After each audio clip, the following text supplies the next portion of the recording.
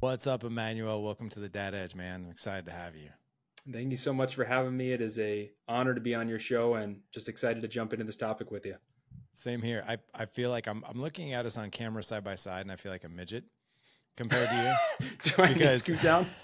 No, you're good. So you can't see it on camera, but I had a knee injury during a workout, so I have to actually sit down. Normally I'm standing up when I do podcasts, but I have to sit down and keep my leg elevated on ice right now because I'm trying to keep the inflammation down so I don't have to stop what I'm doing.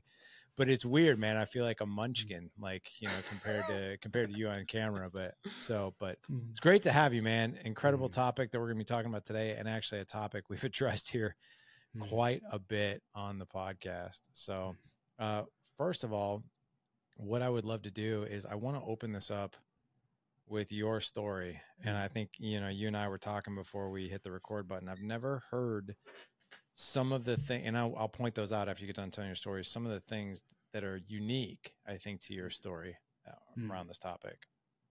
Absolutely.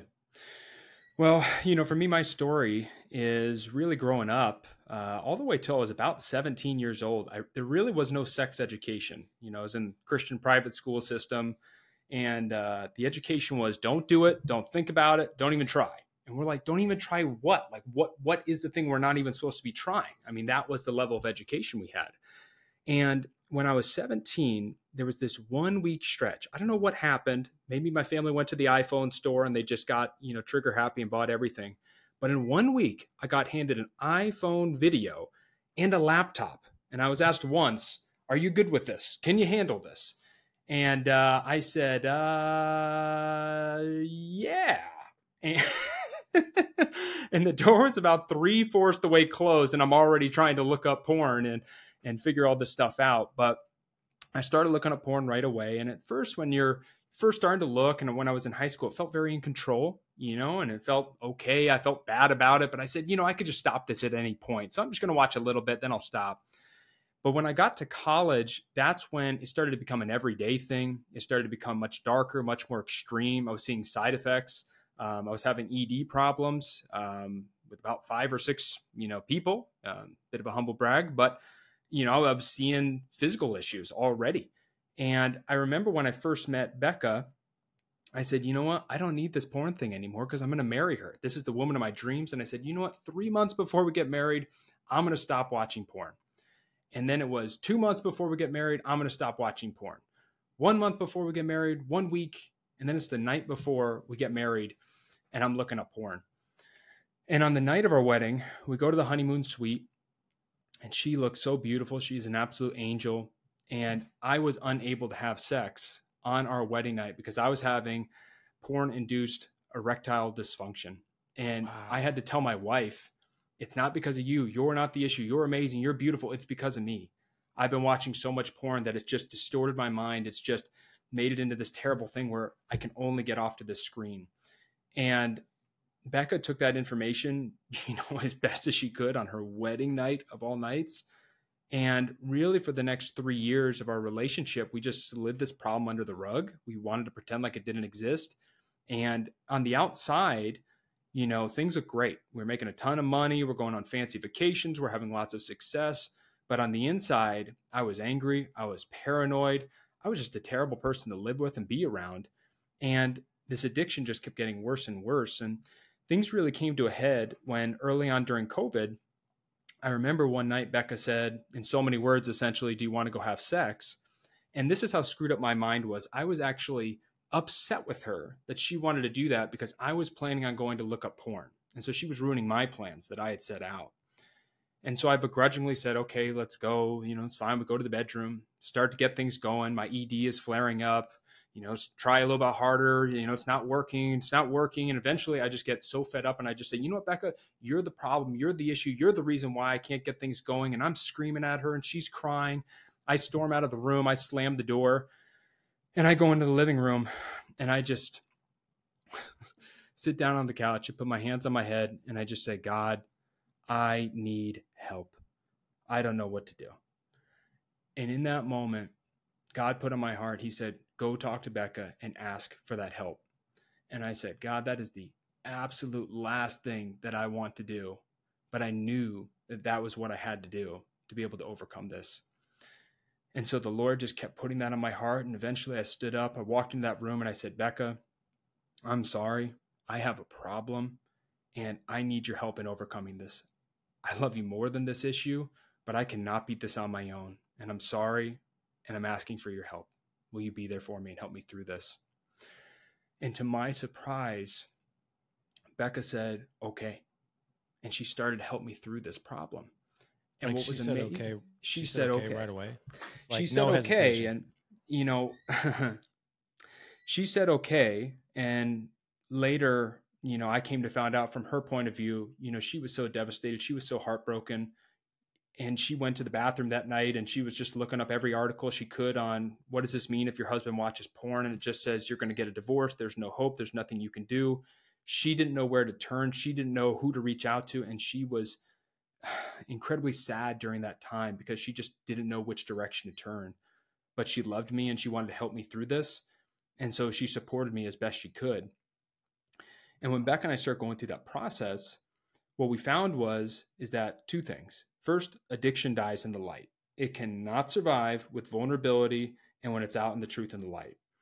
And then the second thing we found out was your spouse is the ultimate accountability partner you could ever have. There's no one that cares about you more, that's there for you more, that's more invested in your life, and that can help you through this more. Now, we worked through that. And then in the next season of our lives, we were working in a family business. And my father, he was the CEO of the company that we were working at. And almost out of nowhere, he dies. And all of a sudden, I'm made the CEO.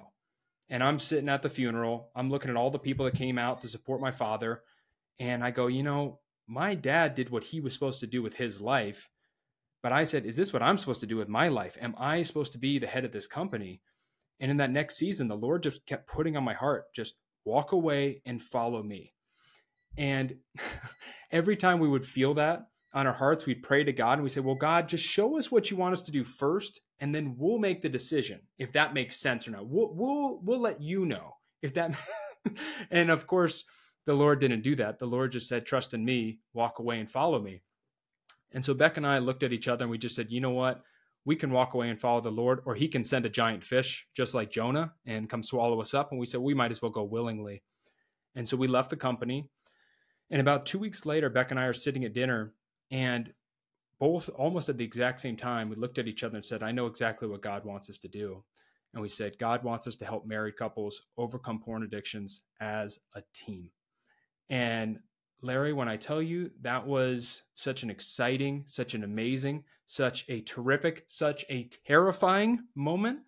It was all of those things because I said, wow, this is amazing. But you know, I had gotten a lot better, but I wasn't all the way healed. I wasn't all the way walking in freedom. I wasn't watching porn, but that was only because I had porn blockers on my phone, right? There was, you know, things that were put into place to help me not be watching porn. And I said, I'm not a doctor. You know, I'm still struggling with it. How am I supposed to help somebody overcome this? And the next day I was working out, and I remember this like it was yesterday.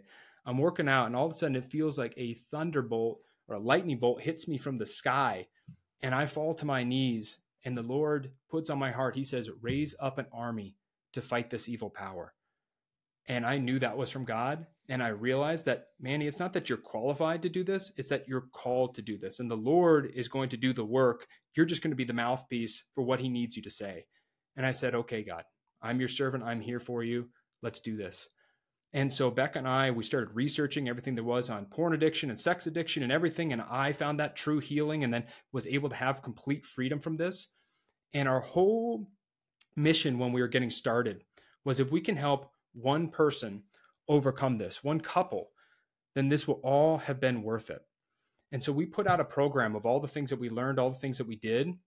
And what was so crazy about it, Larry, is in our very first year, we've had over 300 couples get our course in over 25 different countries.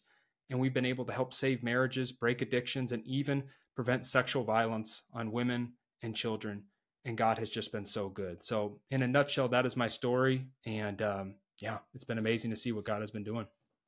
I've never heard anything quite like that.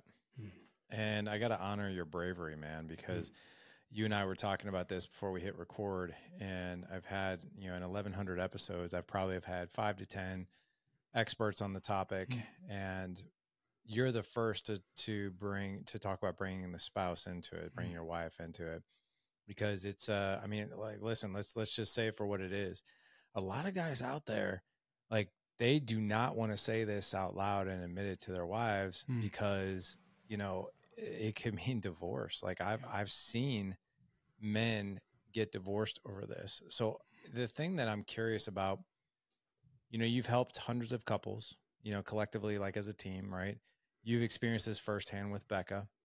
And I'm curious as to if a man decides to have that conversation with his wife, like, how do you do that in the most effective and safest way possible to where the outcome is more of what you experience versus like she, throws the table end over end, she throws her hands up, I'm done with you. I don't, whatever, like the worst case scenario. So how do you coach people to bring their wives into something like this? What's amazing is when we first started this, one of the biggest fears that the little devil on my shoulder would just feed me is, you're going to cause all these divorces. You're going to ruin all these families. You're going to do all this stuff. And the little devil on my shoulder just kept telling me that. And I just said, I just got to push through. I know this worked for me. I know this can work for someone else. And what's been so crazy is that more often than not, we've had women reach out to us and say, my husband's addicted to this. He doesn't want to stop. Can you help him? Can you help him see the light? Can you help him come back and, restore this marriage? And we've seen that so many times. And one of the biggest things, yes, watching porn is a terrible thing, but that spouse wants connection. They want to make sure that you're not lying to them. They want to make sure that you have a relationship that's true and based on truth, and not one that, hey, I'm not watching porn, but I'm a total liar in all these other areas. A lot of women see that as a bigger threat to the marriage than even stumbling from time to time here and there. So with all that being said, coming back of how to do this thing properly, a couple things I wanted to go over. I got some, big tips on how to bring this up. First off, there's a right way to do this and a wrong way to do this. So don't just like get off listening to this podcast and say, you know what, I've been looking at porn and I look at this genre and that genre, and here's my favorite 15 porn stars. I want you to understand a concept, because I know this is going through a lot of men's heads right now. Do I need to share my search history? Do I need to share every little thing that I've seen? I want you to remember this phrase: oversharing is not caring. But that does not mean don't share the truth. If you have a porn problem, you need to bring that up. You need to share that. Hey, I struggle with porn and I need your help. I need your understanding. I need your love to make it through this.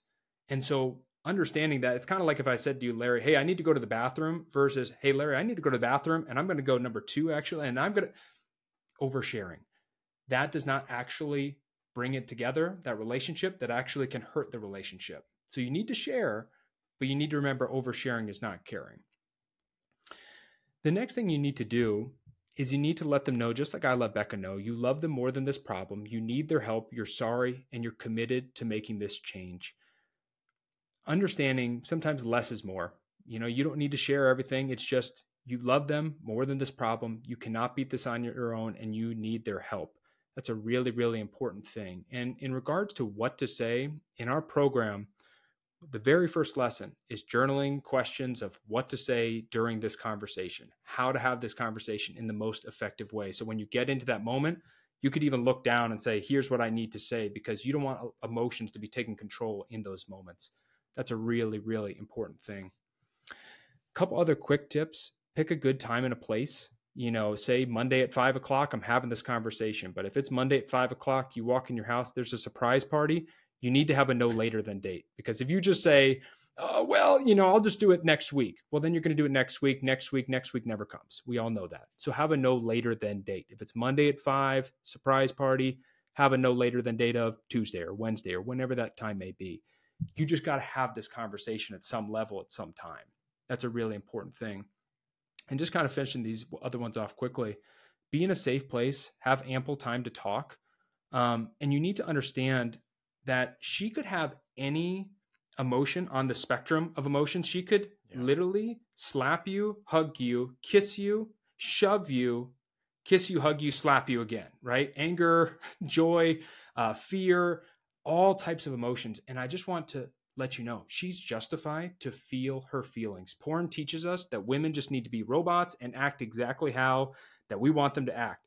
No, she's a human being and she's entitled to these feelings. And I just want you to remember something. You need to sleep on it. She needs to sleep on it. A good night's sleep heals a lot of things. So just understand that as you're going through this process. All right. Get some sleep. Don't say anything too crazy, too rash. That's an important thing to share. Other little quick ones. She may ask, okay, you watch porn. Who are your favorite 10 porn stars? Remember, right? Oversharing is not caring, but she's making sure you're not leaving anything out. So you got to make sure you are sharing the whole truth, right? But sharing it in the right way. And then just giving her grace, love, and understanding and time, and understanding that, guess what? She might not be ultra supportive right at the start. And you may be saying, I'm serious. I want to make a change. I want to do this. I want you to remember, talk is cheap early on. Your actions are what is going to speak for you. So if you're going through the program, if you're taking the steps, if you're doing everything you can, eventually she's going to see that and she's going to say, you know what? I want to help. I want to be there. And so that in a nutshell is really quickly how to have that conversation. If you don't remember all those things, we got a YouTube channel. Check that out. Watch a video. It's called How to Bring This Up to Your Spouse and How to Have This Conversation the Right Way. But does that kind of answer that a little bit there, Larry? I just want to make sure I hit on that. A little bit. It answers it a lot bit. I want to back up though a little bit. And you know, this interview is quite timely, and I think it's also an opportunity to clarify. So I had we get about 500,000 downloads per month, give or take, and get a lot of good feedback, a lot of good emails, a lot of really beautiful, incredible stories, man, of success and stuff like that. Every now and again, we'll get like just an email that's a little fiery or this or that. I had a guy email me and he listened to another podcast with another porn addiction expert. And he emailed our team and he's like, is this podcast about overcoming addiction? Because I'm looking to be a better dad. And I just kind of laughed. I'm like, yeah, you know, if you look at all 1,100 episodes, like all of them are about marriage and parenting and mindset and health. But this is something that impacts us. It just is. It's something that impacts men. And, you know, in the same email, he mentioned, you know, porn, you know, watching porn is not wrong and it shouldn't be viewed as wrong. And you know what? 20 years ago, I would have been that guy saying the exact same thing. In fact, like this is how I justified it in my own mind. Like early on in my marriage, you know, and again, I wasn't like, I didn't watch it a whole lot, but like I did it enough, you know, like it wasn't a daily thing for me, but I would say weekly, you know, or every couple of weeks. But I would definitely say this, you know, I would have said that same thing. I'm like, this isn't hurting anyone. Like, in fact, if anything, I'm probably giving my wife like a little help here because like, I don't want to bother her with all my needs. Right. And you know, that I laugh about that now. And I had so many people, man, so many mentors in my life, you know, telling me like, dude, it's like, I'll never forget this one mentor I had, Aaron Walker. He runs a program called Iron Sharpens Iron. One of my very good friends. He's ahead of me in life about, I don't know, 15, 20 years in his later 60s or mid 60s. And I will never forget on a mastermind call, he told us, he's like, you know, porn is one of the number one things that destroys a family. And I'm like, how? I was like, that doesn't make any sense to me. Like, how does that destroy a family? And then he got into the nuts and bolts of it. And he's like, and this is what he said. And I started putting pieces together and I'm like, oh my gosh, like that's really, really powerful. So he said this. He's like, I want you to think about this. Can you hand your phone over to your kid and allow him to see your browsing history? And I was like, oof. And at the time I was like, no. Right. Yeah. And I mean, listen, I've had stories. I had one guy in our mastermind, and this goes back about a year ago, where, yeah, he went to go take a shower, and he decided to relieve himself, you know, before he got in the shower, and he didn't realize that the phone was hooked up to a Bluetooth speaker that was in his family room. And his entire family heard everything that he was watching. And he came out of the shower and his wife and kids looked at him like they were absolutely floored and disgusted. And he was like, what's the problem? And they told him, and dude, he said he wanted to crawl into a hole and die. And you know, when you think about porn being harmless, or your kid picking up your browsing history or something like that happening, you're never, ever, as a kid, going to view your dad in the same light, ever. Right. Probably no matter what you do. That is one of those things. It's one of those memories that does not get erased off the hard drive. And I think when we're in that, like, when we're in that mode of like, oh, it's not hurting anybody. It's not getting drunk and hitting people or anything like that. Right. But those are the things. But one other thing that was really profound, he was telling all of us on this call, he's like, porn steals one of the biggest things that we can never get back. And we're like, what? He's like, time. He's like, you know, if you think about it, we can always make more money. We can always improve our health. We can always do this. We can always do that. But you can't ever get your time back. He's like, think of it this way. And Aaron's a very spiritual person. I've really evolved into a spiritual person as well. He's like, think about it this way. He's like, when you die and you have to go answer to something, he's like, think of it this way. If you were sitting there with God and God was like, you know, hey, you know, I forgive you for everything, you know, but there was this one thing, right? That was a problem. And I know and let's just say the person has asked for forgiveness, right? If you're a faith-based person. Before you enter into heaven, I just want to show you something. This is your life.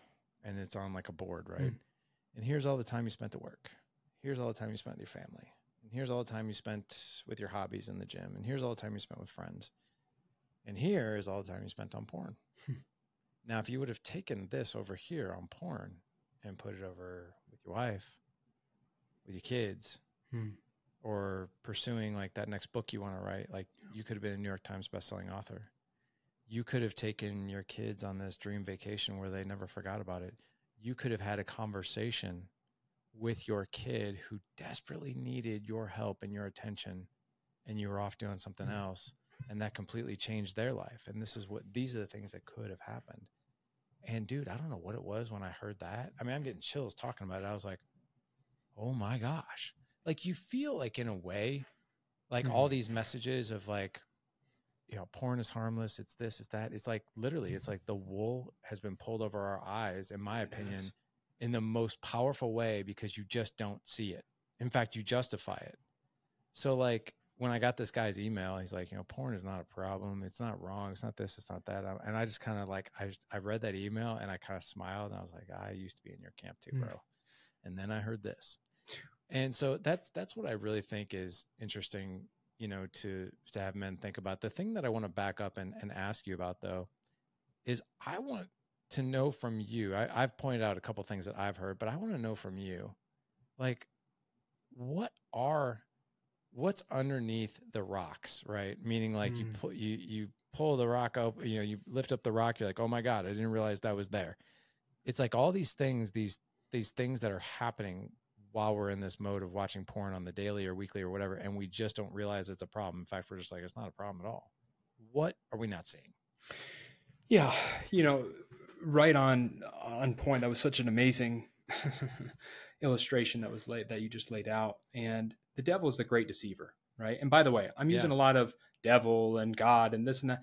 Our program is not a religious program. It's not just pray away this problem and, you know, let the devils, you know, jump out of your soul. No, that's not what it is. I just have the love of Jesus and Christ. And so I'm going to share it. But we can have that conversation if you ever want to have that conversation. But it's a non-religious program. So I just want to say that up there. But talking about what's going on underneath the surface, let's just break this down. You start watching porn. We are seeing younger people have much higher rates of ED than older people now. Right? You see all those Hims commercials. Notice how it's all young millennials in those commercials that it's being shown. It's not a bunch of old 70-year-old men who are trying to get it on. It's 20 and 30-year-olds. All right. I didn't even realize that until you said it. You cannot see it now. Then you're going, wait a minute. Oh my gosh. Yeah. I could go into line by line of all these studies of all these things. But what happens is when you start having ED, that starts affecting your relationships. What we're seeing is, I believe it's in Japan and in France. Let me just pull up this stat because this is just so insane. In Japan, a 2010 poll showed that 36% of men aged 16 to 19 had no interest in sex. And that was more than double from 17.5 in 2008. So going so far as you're having ED Now you're not even interested in sex. And what happens next when you're not interested in sex, when you're not communicating with your partner, when all these things are going on? You get a divorce. And one of the craziest stats I've ever seen on what porn does is it was the meeting of American matrimonial lawyers, divorce lawyers in 2002 said that 56% of their divorce cases, porn was one of the largest factors of why they were getting that divorce. And so you're going, whoa, whoa, whoa, whoa, whoa, destroying send families. Me these stats, man. I mean, I could go. It's unreal. I could go all day with this stuff. But one of the other ones, and this is such a nutso one. I was talking to a gentleman the other day. I was working with him, and he goes, I just watch legal teen porn. Okay. It's not the illegal stuff, right? You know, they're not whatever. And he's like, my girlfriend, she's freaking out about this. She thinks I'm a pedophile. She thinks I'm a this. Well, think about how porn starts to slowly break down those systems. And here's what I mean by that. Hey, she's 18. It's legal. You can watch it. There's no problems, right? That's what society would tell you. But let me ask you this. If that girl was 17 years old and 364 days old, would you throw up if you saw her in a porn film right there? And then one day later, you'd be able to get off and, you know, have this orgasm and you'd be loving it. You wouldn't throw up over here. And that guy, when I said that, went, oh my gosh, it's That's crazy, man. And you start realizing people get into this stuff, and what it's been shown, the studies have been showed that rape myths. Hey, she was asking for it. Hey, come on, wearing something like that. I mean, what do you expect? You're going to get raped and all that. All these things start to happen when you start watching porn. You become trained to do what you see. And by the time you want to quit, you've lost control of your mind. That's why you can't do it alone. That's why it's called team vulnerable. And the line I always say, Larry, is if you could have beat this on your own, this porn problem, you would have done it a long time ago. The only thing that you can beat right now is your meat. Okay. You can't beat this thing on your own. You need a team around you. And that goes for a leader who's leading you through this process. That goes for other men or other women who are going through this with you and being alongside you. And in my opinion, most important is your spouse, because your spouse is with you every day.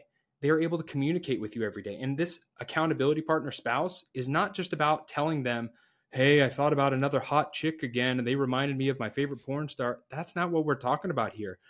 There are deep traumas, right, or pains that have been going on in your life that started you on this journey, and then it became a habit somewhere, and then your life started to slide downhill, so that added on to it even more.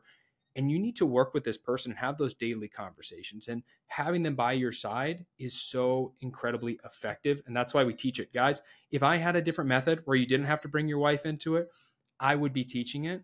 Here's what I'll say to you. If you remember one thing, it's not easy, but it's worth it.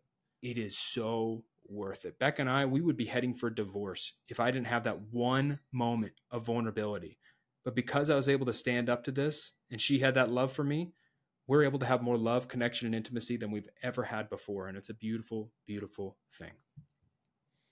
Man, that is so cool. I want to dive a little deeper on this whole bringing your spouse into this. Cause dude, that for me, like I'm thinking of you, right. In your program. And I've had other men on here who have similar platforms, right? And they bring men into it. And again, you're the first one that I've heard that like encourage. And is it a necessity to bring your wife into it? Here's what I would say, and here's my disclaimer always, is if you are able to beat this in some other way, that's great. And you should be going out and promoting that. You should be going out and trying to help as many people through this with that method. But if you're not living a life of freedom, and I mean freedom, okay, where you're not constantly thinking about porn and I wish I could be masturbating right now and all this stuff, then maybe you need to shut the front door and open the windows of your head, right? That means zip your lips and open up your ears and hear a new perspective. Because I'm telling you what, when you have that person by your side, there's nothing like it. And you have to build back that relationship. This person who you are married to, this affects them. And so you need to heal through that. Now, that doesn't mean you don't have other men that are your accountability partners, or you don't ever go to church, or you don't ever. No, all these things work in tandem. But to not have your wife in this process, no, it's nowhere near as effective. And that's something that we've seen. And Becca and I were so passionate on this, is we've seen so many men who go to support groups and they all just talk about how much they want to jerk off. And they're all kind of like, he's doing it, so I can do it. And he can. No. One of the most powerful things, Larry, that I do, tell me if this would be effective for most men.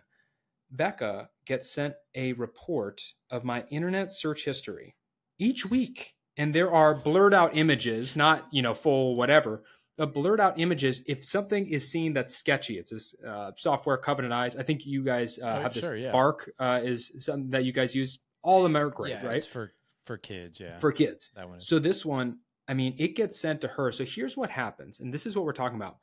If I had the urge when I was going through this process to go look at porn, I have to stop and go, wait a minute, why do I want to look at porn in the first place? And so many times it's literally just this. I'm hungry, I'm angry, I'm lonely, I'm tired, I'm bored, I'm stressed.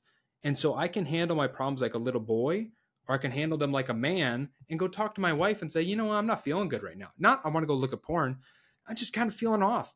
And then we go, well, why are you feeling off? And we start to handle that problem. And then porn isn't the issue so much as what's going on inside. I think that's a really, really important point. You're doing the work instead of, soothing and regulating. Right. I have a question for you. I'm so curious about. I've never been able to ask this from anybody because, quite frankly, no one works with couples that I've ever talked to. So I've heard that, and I don't know the statistics, I'm sure you do, but I've heard that women watching porn, and dude, even like this one blows my mind.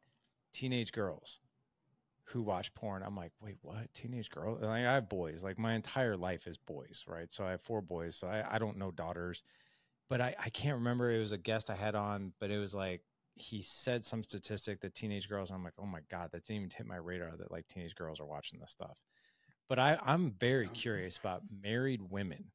Like I'm very curious of all the couples that you've worked with where a guy comes to the table or comes to you and has a conversation with his wife, and all of a sudden the wife is like, yeah, I do that a lot too. Is that, do you have any information on that? We had a couple come to us very early on, worship pastors, both of them struggling with this, the husband and the wife. No way. And the very first thing that I said to him is, listen, if both of you are drowning, I don't like your chances of getting out of this storm, right? And you might need to seek someone else. That doesn't mean they never talk to each other, never work through it with each other, but they're going to need to fall to someone else. And by the way, our program works if you're single. It works if you're not married. It works all these things. You need to have an accountability partner, right? And if you're married, it should be that person. If you're in a serious relationship, right? It's not like the first date. Don't make that person your accountability partner. But if you're in a serious relationship, then it's that person. If you're single and you got that accountability partner, it's that person.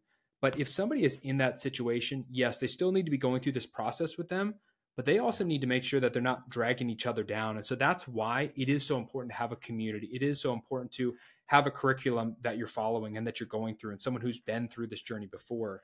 That's a really, really important thing. And to that stat, this is from Pornhub, 2018, 29% of users were women, which was an increase of 3% from the previous year.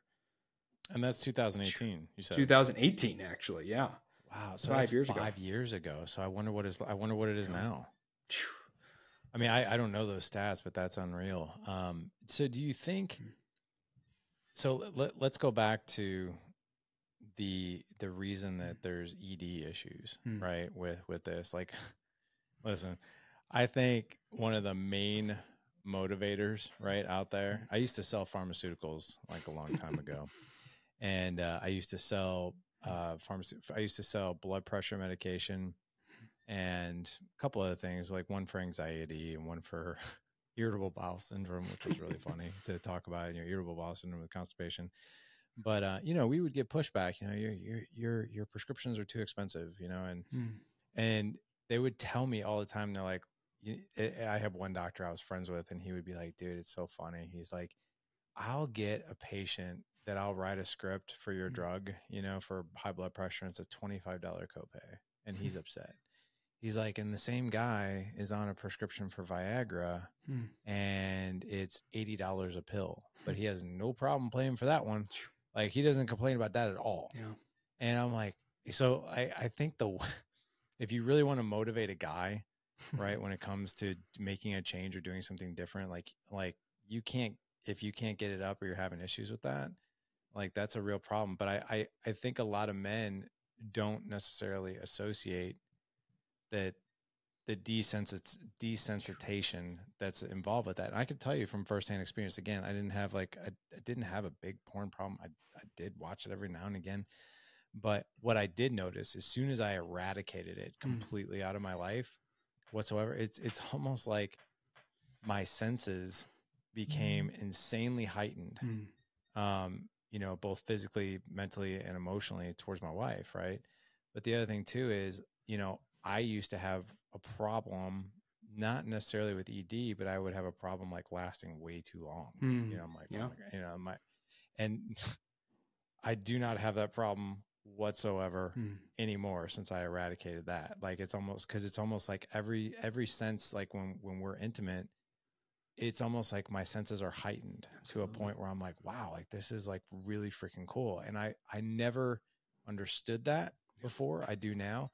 But why do we have these issues when we're watching it? Like, why do we have ED issues? Yeah. First off, you know, women oftentimes think, well, if I was sexier, then this would fix the problem. I'm the problem. I'm the issue. No woman can compete with what is online. And it's not a competition, right? That's the first fallacy right there. There is an endless amount of novelty when you are searching for porn. And so when your mind is trained to, I can see whatever I want, whenever I want, if you have one woman there and she's not doing exactly what you want, the way that you want, she's not a robot. She's a real human being.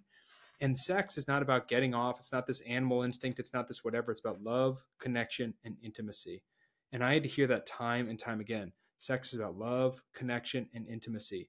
And one of the things, especially early on, when you're going through this process, is sometimes you need to abstain from sex for a little while, because if you're not watching porn, hey babe, I need to get off, right? She starts to feel like something that you're just masturbating into, right? And so sometimes you need to slow down. You need to realize that you are not this sex crazed, you know, beast or whatever that needs to get off 7 times a day. There's something going on inside here. You may need to talk to her 7 times a day. You don't need to get off 7 times a day. And so when we can handle what's going on inside, that's when we can start to handle that real issue. I know for me, very early on, Beck and I, one of the first things was just, hey, I don't know if I'm going to be horny or not. I had the same problem. Sometimes it's like, okay, it's been going on too long, right? It's just like, you know, it's a humble brag, but I mean, it's not good. If you've been in that situation, you're like, I can't do it here unless it's the most specific way and this and that. And I'll tell you one of the coolest things. Beck and I abstained for some time, and slowly we just got intimacy back, right? That might just be kissing. That might just be holding each other. That might just be any of those things. But one of the absolute coolest things in this process was subconsciously my brain got rewired, and our routine in the bedroom completely changed. The positions changed. Not to be TMI over here. Sorry, Beck, if you don't want me sharing this, but all of this changed. And it was then about love and connecting and just that intimacy and being together. And it was just beautiful. And it was amazing. And it was like, man, we might just do one position and be kissing, right? And it's just amazing. And so just rewiring that brain of what is the purpose of sex, it's a really, really important thing.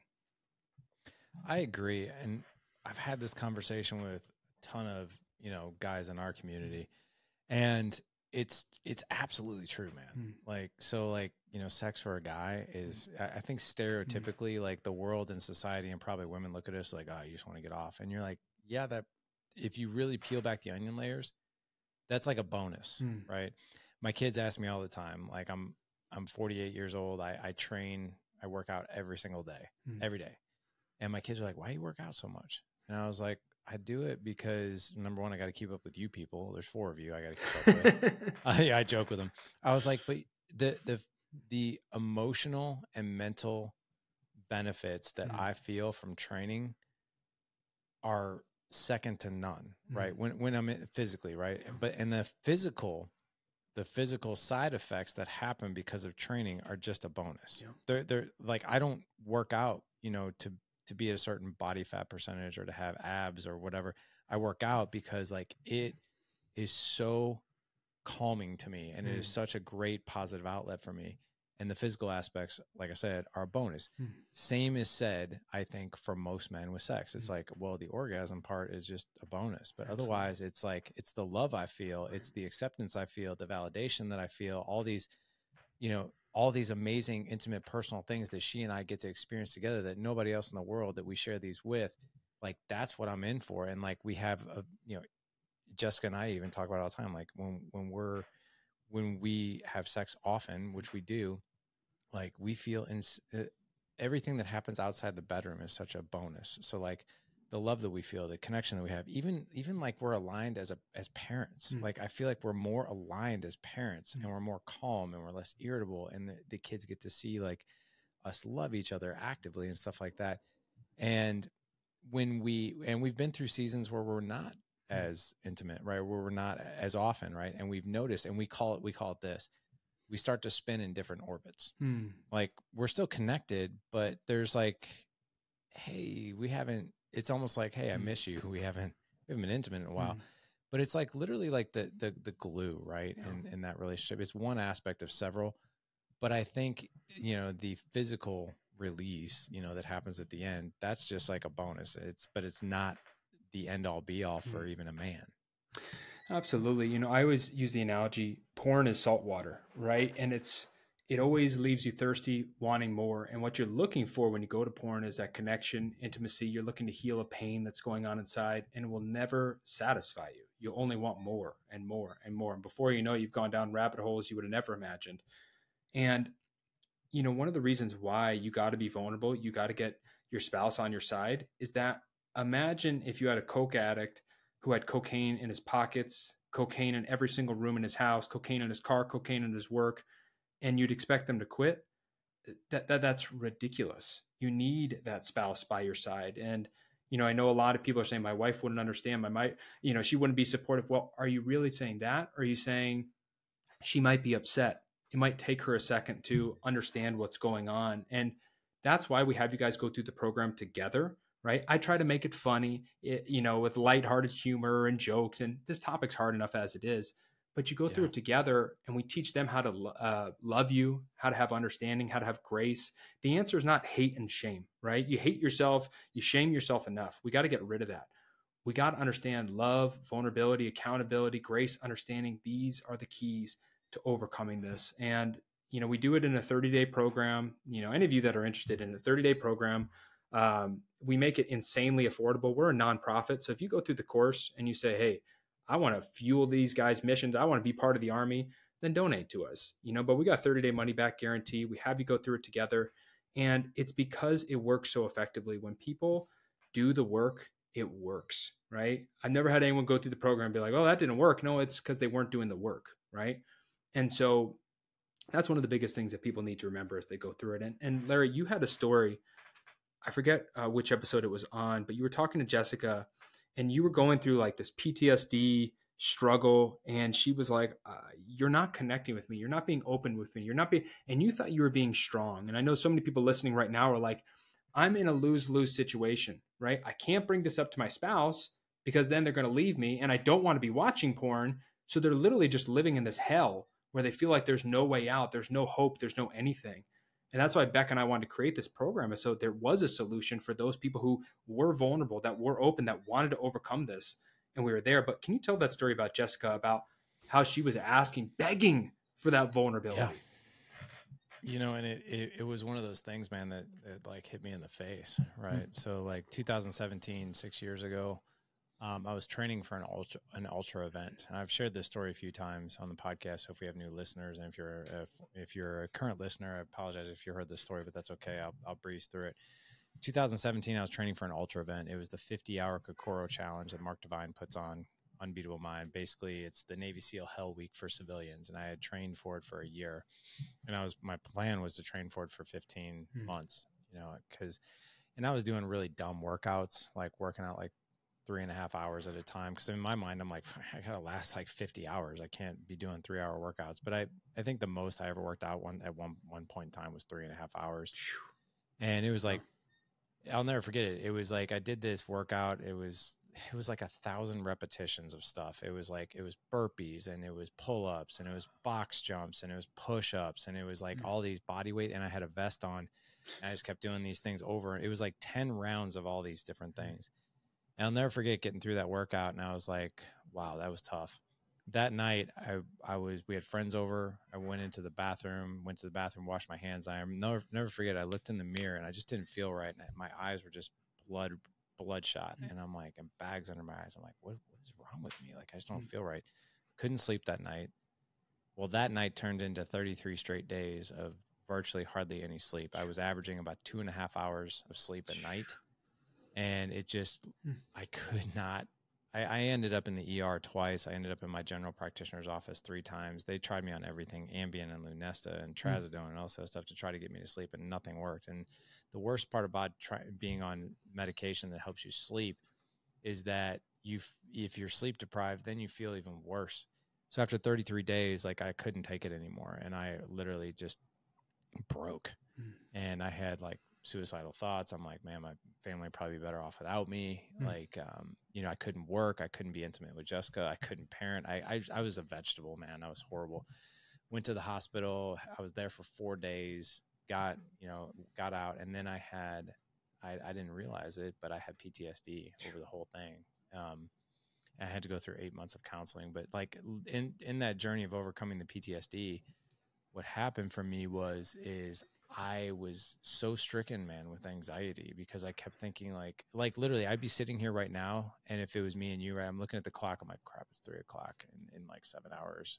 I'm going to go to bed, and I hope to God it doesn't start all over again. Like that, that was my thinking, even like 3, 4, 5 months after the event. And it just wrecked me, man. Like, I just was like, and I could never share that with her, like how bad I was hurting, right? I don't even think I told her that I was even diagnosed with PTSD, because I thought like, oh my God, like how can I unload that on my wife? And I was keeping all that from her. But the side effects of that were this: I was cold, I was distant, I kind of really wasn't emotionally available. I was kind of like a robot. I just didn't realize it. But in my mind, I'm like, oh, I'm protecting her. Like, I shouldn't tell her any of this stuff. And one day, man, she sat me down, and dude, I've known Jessica for 27 years. I've been married now to her for 20 years. And she's always been one of those, she's been the woman in my life who, she always makes you feel wanted, always loved, wanted, respected, appreciated. Like, that woman's not going anywhere. Right. And then I'll never forget, she sat me down, and we were sitting on our bed, and she grabbed my hand. She's like, I need to tell you something. I'm like, okay. And she goes, took a deep breath, and she goes, I don't know how to tell you this. She goes, but you're kind of losing me. And I'm like, huh? And she's like, yeah. She's like, I'm like, what? I was like, what do you mean? She's like, Larry, you're not the guy I married.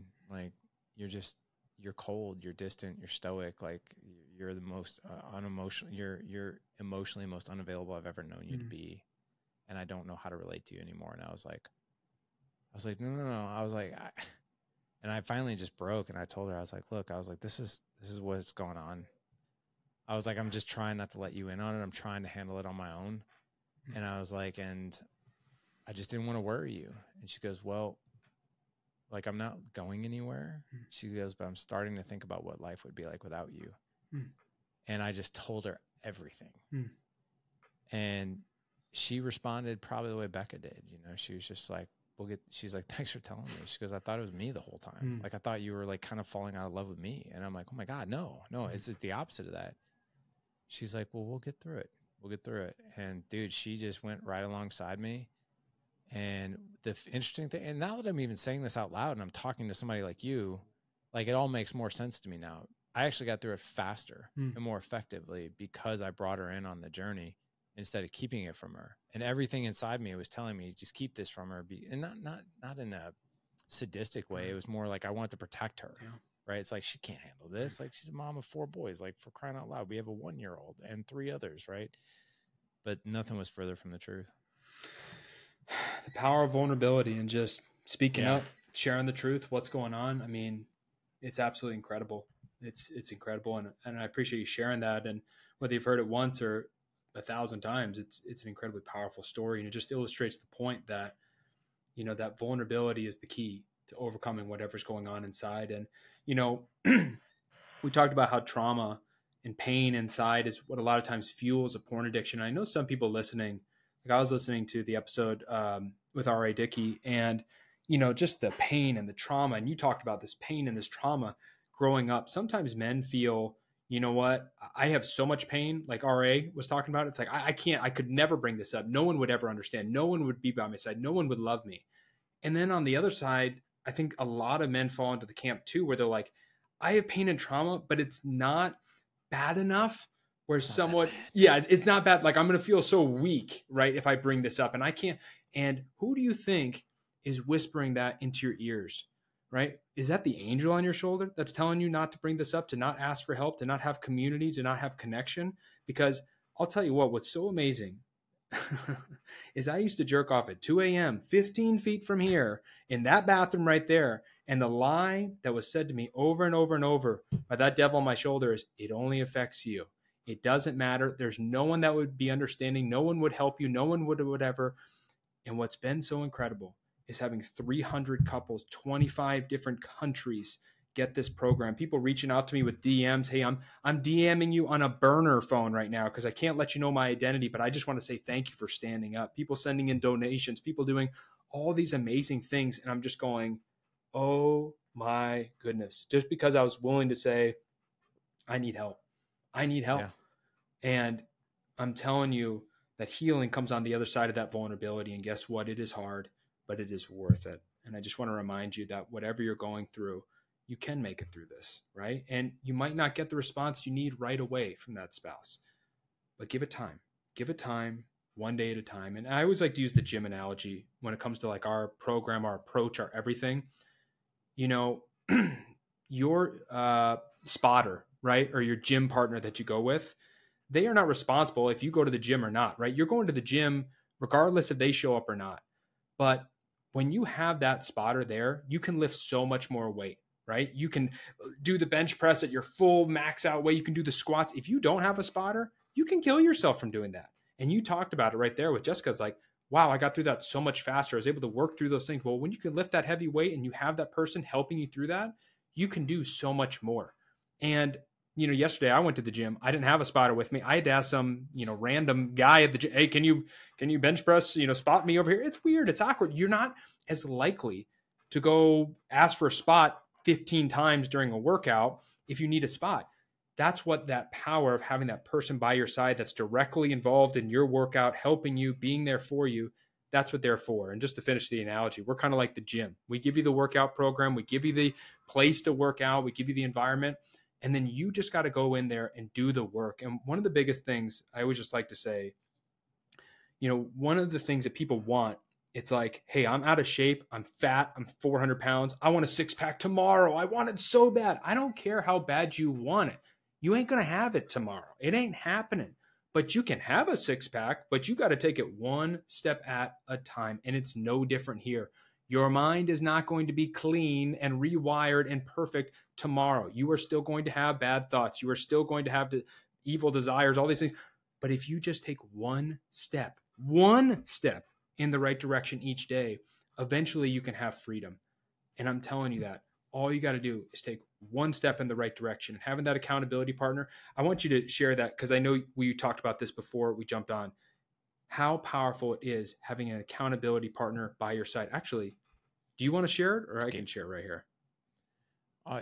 Yeah, you can. I put it in the chat for you. You can definitely share it. I think the audience has probably heard me. Oh, they've heard it then. Lot. Well, yeah. Here's the point. If you have a specific accountability partner, appointment with the person you've committed to, your chances of success jump to 95%, right? 95%. And I'm telling you, the hardest part is just taking that step, being vulnerable, opening up. But you can do this. You absolutely can do this and overcome this. So I just wanted to make sure to share that. I agree with the account. I mean, I'm even in an accountability group myself every Thursday morning, 6 a.m. Me and 3 other guys, you know, and we, what I can tell you is faith, family, net worth, fitness, all of these finances, everything that we have goals for. It's insane. Like when I have to go answer to my guys on Thursday morning, I do not want to tell them, hey, I didn't do the thing. or I didn't do this, or I didn't do that. Like, that's humiliating, right? So like, there are times, man, I've just like Wednesday night, I'm like, oh crap. Yeah. It's like, I got to get that done. And then I'll do it, right? Sometimes I'll do it in the 11th hour. Sometimes I'll do it, right when the buzzer goes off, in the beginning of the week. But the point is I did it, right? And you mentioned something early on, was like, well, it's 5 p.m. on Monday. That's when I'm having the conversation, right? And then it doesn't happen. Like, I'll do it next week. Yeah. Oh, maybe next week. Well, I haven't done it for 3 weeks. What's the point now? Yeah. Right? And when you've got that evergreen meeting every week, and you got to answer to people, it's amazing, what would happen. So I want to make sure that guys can find you. Absolutely. And everything you're doing. Teamvulnerable.com, Team Vulnerable at YouTube, Team Vulnerable at Instagram. We put out videos all the time, got a ton of free resources. We got a program, tiny investment to do it, 30-day money back guarantee. Why do we do that? I don't want there to be any excuse. No excuse, right? Oh, it's too much money. So if it was just cheaper, then I could do it. No excuses. You can do it, right? Stop eating ice cream. Don't go to the movies for the next 2 weeks. You got the program. And I'm just telling you, I've been able to have freedom from this. It's not this life of, I'm a fiend over here and I'm scratching my neck and I want to go back to my old life. No, I get to have freedom, love, connection, intimacy. You absolutely can have it. It's hard, but it is worth it. And I'm just telling you, once you make that decision to quit, things become easy because you can focus on all the positives that are coming. When you're quitting, when you're just trying, well, then you're focusing on, well, I could go back. Well, there's an old life that I could have. Well, you can have freedom, but it all starts with that first step of vulnerability and just standing up to this problem. I'm telling you, it's not easy, but it is worth it. So we're here for you. Whatever we can do to help, just reach out to us. Let us know. And I just want to say thank you so much, Larry, for just giving a platform to this topic that so many people cower away from, and just, the lives, when you go to heaven one day, the lives that God is going to show you that you changed just by standing up to this evil. It's just a beautiful thing. So I just want to say thank you. And thank you for giving us this platform today. You bet, man. You bet. It's something related to like cost, right? I used to be in that boat, of like, well, how much does it cost? And I mean, that's a fair question, right? If you're going to buy a new car, you want to know how much it costs. I get it, right? At the same time, what's it going to cost if you don't do something, right? And here's the other thing. I saw this meme of like, the cost of things, and someone's got a brand new iPhone 15 is coming out, right? I don't know how much that thing is, but let's just call it $1,100. There's going to be a line around every Apple store for that phone, and people will pay the full price for that phone. Hey, $1,100 new iPhone? Heck yeah, why not, right? Oh, that, bottle of Grey Goose, $40-$50, whatever it is, I'll buy that, right, all day long. My Hulu subscription, that's $100, right? Netflix all day long. Yeah, I got that. Oh, wait, you want me to pay $100 for a program to help me improve my marriage? No, thank you. I don't have the money for that. And I, trust me, dude, I used to do that. And now I'm like, oh my gosh, like, dude, there's like, your money will actually, in a big way, man, in your face, what do you value? Like, what is most important and meaningful in your life? Your bank account will tell you what is most meaningful and important to you, whether you like it or not. And that's a mirror a lot of us don't want to stare into. Absolutely. I mean, just rapid fire right here. Porn addict spends 11 to 12 hours a week watching porn. We've done the math. If you just stopped watching porn, got a minimum wage job over 10 years, that's like $10 an hour. It was like $50,000 that you missed out on, right? 10 to 12 hours? 10 to 12 hours. And think about this though. Maybe you're not even watching, but if you're thinking about it, if you're, concerned with it, if you're focused on it, if you put that same effort into that job, that's minimum wage right there over 10 years. And people think, well, it's free. It's not free. It's incredibly expensive. I've heard so many people lose their job over this. Good luck getting the next one. It's a whole lot harder when they call that reference, right? What about a divorce? That's the most expensive thing. That's 50% of your income for the rest of your life. And I'll tell you what, even with my physical health, I lost 40 pounds going through this process, because once I handled the emotional pain going on inside, I no longer had that same urge to watch porn or eat a whole lot or smoke that joint or, drink a bunch of alcohol. I don't smoke anymore. I drink very responsibly now. Eating, it's very in control. This porn has gone away. These are not your problems. What's going on inside, That's your problem. And I'm not asking you to win the war today. I'm just asking you to stand up and fight that battle. Take that first step. Do what you got to do. Have that vulnerable conversation. Do it the right way. Watch our video on YouTube on how to do that the right way, and let us know if we can do anything at all to help you. Dude, we got you covered. I love the fact that your platform's a nonprofit. Really, I think it's pretty incredible, man. Well, guys, I'll tell you what. You're not going to have to search far for anything. We'll have the YouTube video that Emmanuel's talking about. We'll have all his links, Instagram, as well as teamvulnerable.com. All you have to do is head on over to thedadedge.com/447 for this show. Again, thedadedge.com/447. Emmanuel, thanks, man. This has been awesome. Like I said, I've interviewed quite a handful of people for this, but I've never heard it quite like this, bringing your spouse into it, but you've really teed this up for success for people to go have better conversations with this. And dude, I'm praying for you, and I wish you the best of luck with helping as many men as you possibly can. Thank you, Larry. It's an honor to be here. Thank you so much for giving us this platform today. I appreciate it. You bet.